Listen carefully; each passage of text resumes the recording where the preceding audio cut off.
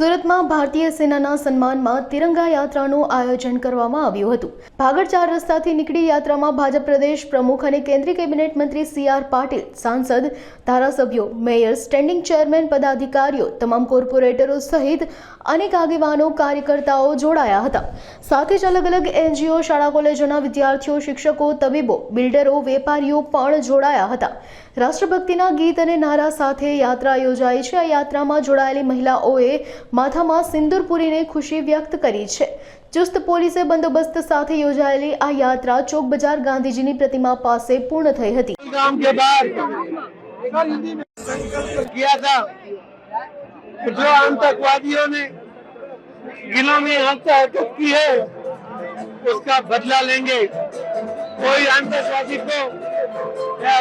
आतंकवादी को सपोर्ट करने वाले उनके आकाओं को छोड़ेंगे नहीं, घर में घुस के मारेंगे।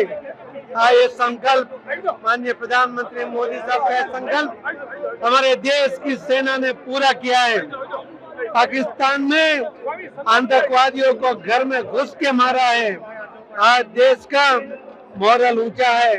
हमारा देश अगर देश के सामने कोई है तो हम सब एक है, हम सभी समाज एक है।